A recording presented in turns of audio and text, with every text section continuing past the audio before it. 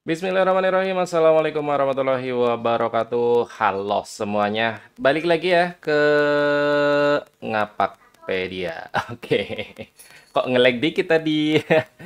Oke, kali ini kita akan menjawab komen-komen teman-teman di YouTube Ngapakpedia tentunya yang berkaitan dengan daya tampung. Ya, walaupun sebenarnya saya sudah upload video tentang jumlah siswa per rombel itu 2 minggu yang lalu ya.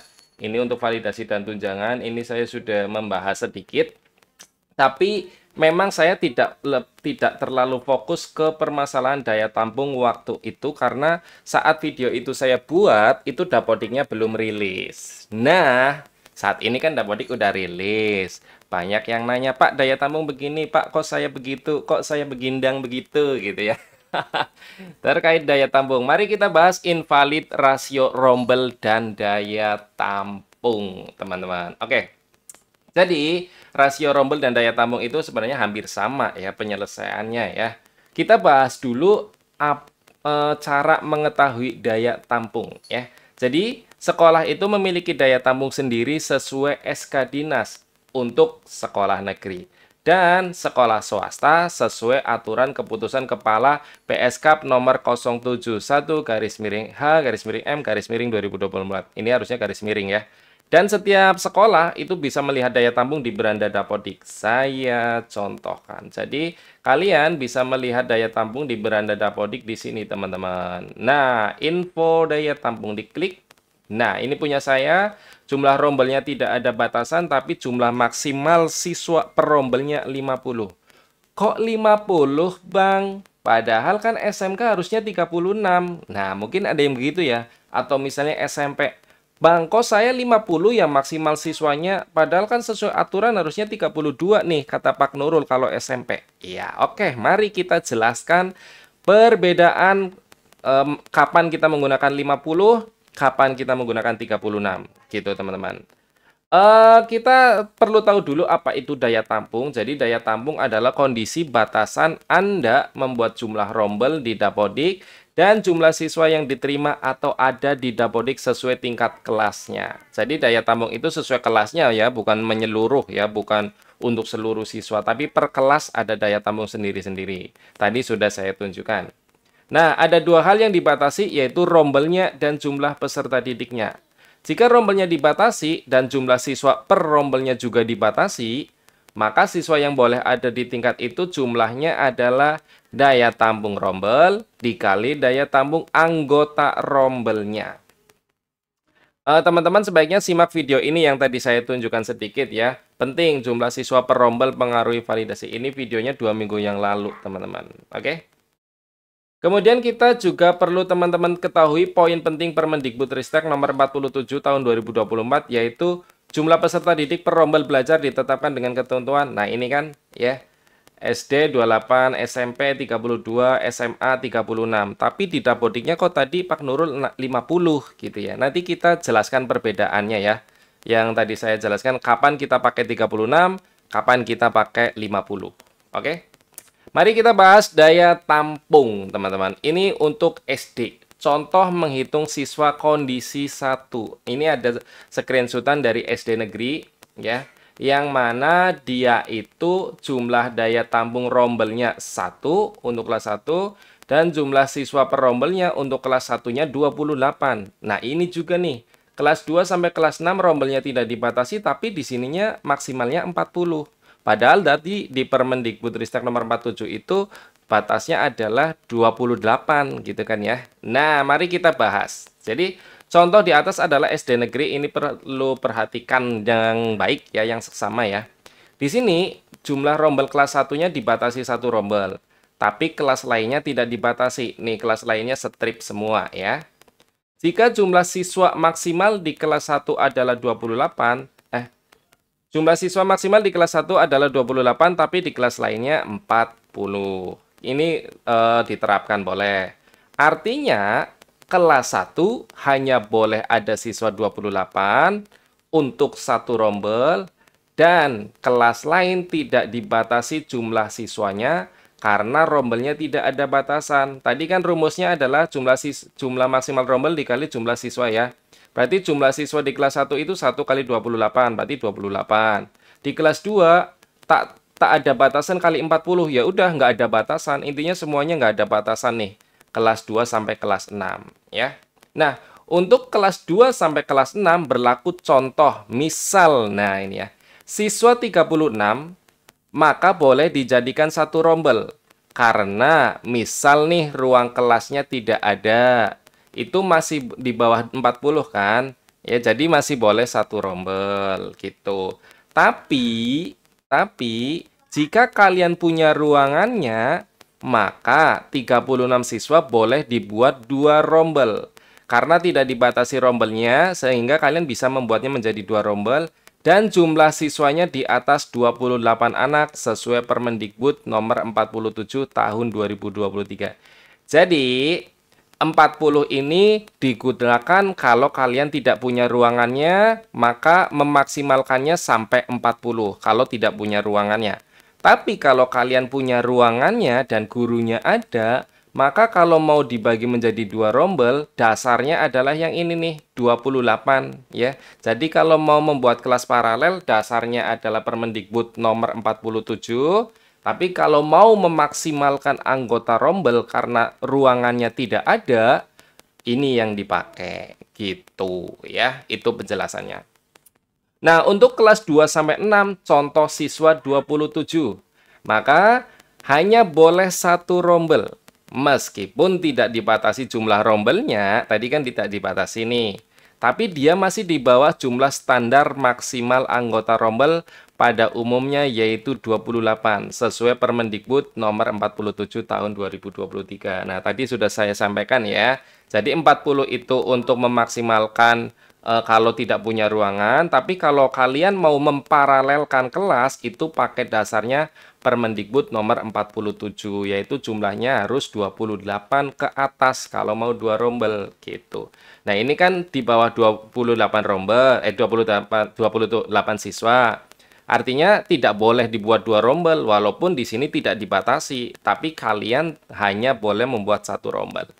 Begitu penjelasannya. Nanti angka 40 itu adalah angka toleransi maksimal seperti yang saya jelaskan di YouTube Ngapakpedia yang tadi saya suruh tonton ya. Nah, itu pun berlaku untuk SMP dan SMA baik negeri maupun swasta ya. Jadi kondisinya sama. Contoh nih yang SMP. Nah, SMP nih kelas 7 dan 8 maksimal rombelnya ada 2, di sini tertulis 2. Maksimal siswanya 32 dan 33. Di sini 32, di sini 33.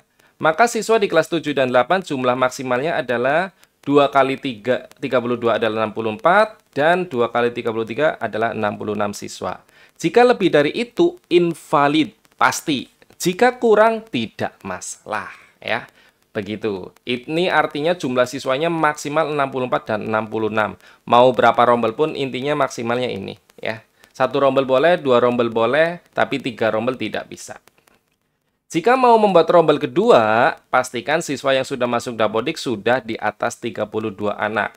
Karena kalau belum sampai 32 anak masuk Dapodik, meskipun daya tampungnya rombelnya 2, dia tidak boleh dibuat 2 dulu karena masih di bawah batas maksimal rombel yaitu 32. Misal, siswa kalian kelas 7-nya ada 50. Berarti kan boleh dibuat 2 rombel nih, boleh ya. Itu kalian tarik dulu, misal yang sudah masuk Dapodik 30, berarti bikin rombelnya 1 dulu, walaupun jumlah rombelnya boleh 2. Karena kan yang masuk Dapodik 30, yang 20 belum, jadi dibikin 1 dulu. Nanti kalau siswanya sudah masuk semua, baru kalian membuat menjadi 2 rombel, baru dipecah gitu, sehingga nanti Dapodiknya tidak invalid ya. Untuk kelas 9 tidak ada batasan rombel, cuma ada batasan siswa dengan toleransi maksimal 50 per rombel. Artinya kelas 9 jumlah siswanya tidak dibatasi. Mau siswa kalian 150, 200 terserah. Kalau ruangannya ada untuk rombel silakan, boleh. Itu ya. Jika siswa kelas 9 ada 40 contoh ya, maka kalian boleh membuatnya menjadi satu rombel karena masih di bawah batas maksimal yaitu 50 nih di bawah ini. Tapi kalian juga bisa membuat 2 rombel. karena rombelnya tidak dibatasi di sini. Dan sudah di atas 28, harusnya 32 ya. Saya perbaiki dulu. Ini harusnya 32. Karena ini SMP. Ya, karena ini SMP jadi di atas 32. Nah, sesuai Permendikbudristek nomor 47 tahun 2023. Tentu dengan memperhatikan jumlah ruang dan gurunya ya. Itu untuk SMP dan untuk SMK ini malah nggak ke efek ya. Nggak apa-apa ya. Ini daya tampung sekolah saya, rombelnya tidak dibatasi tapi jumlah maksimal toleransi siswanya sampai 50 ya. Contoh kelas 10 SMK swasta. Di sini jumlah rombel tidak dibatasi, artinya jumlah siswa yang diterima juga tidak ada batasan.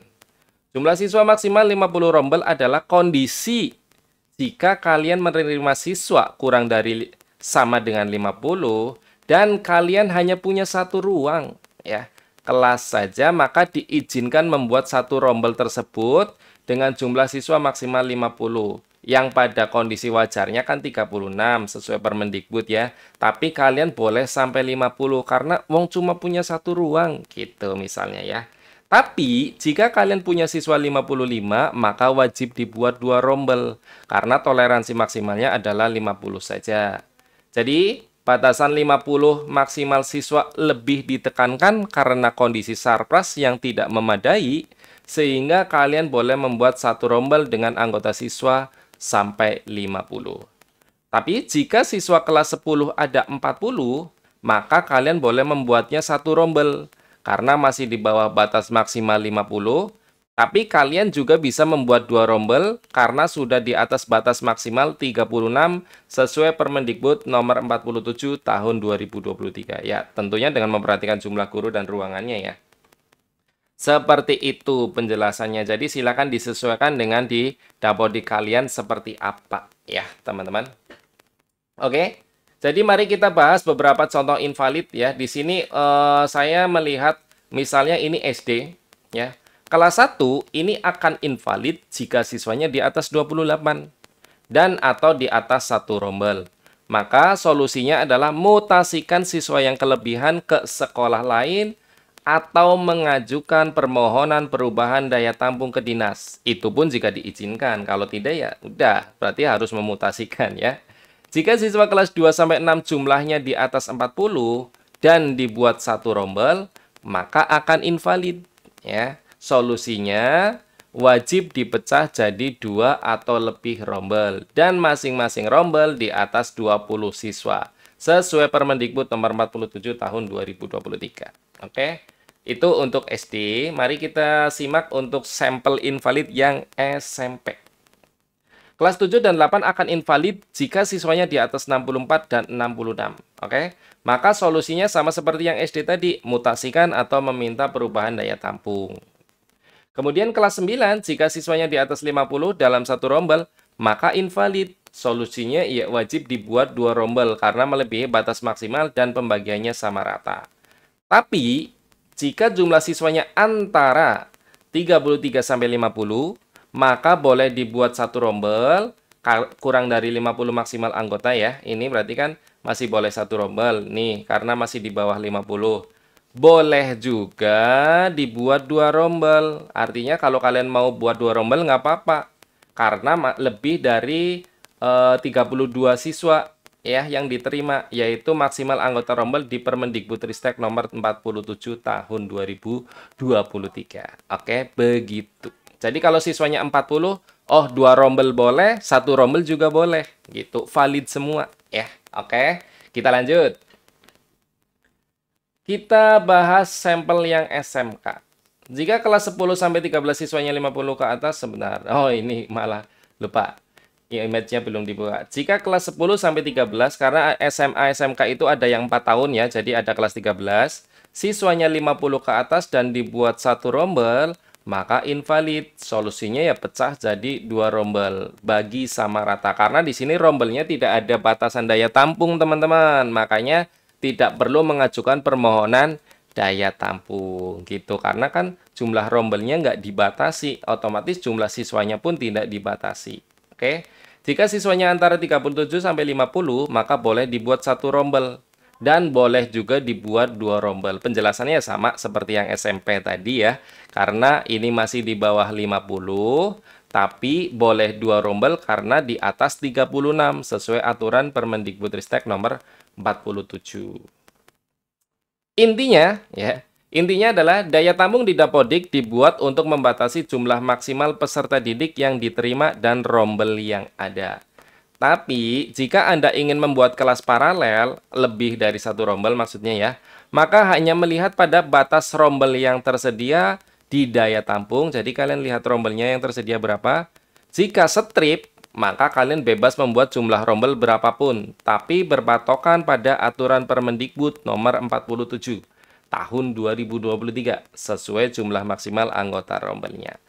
Begitu. Saya harap teman-teman mulai ada gambaran ya bagaimana mengatur rombel di Dapodik kalian. Kenapa ini invalid, kenapa itu tidak gitu. Karena situasinya berbeda-beda. Oke, udah end of slide. Artinya itu beberapa invalid yang ditemui dari teman-teman dan saya jelaskan solusinya.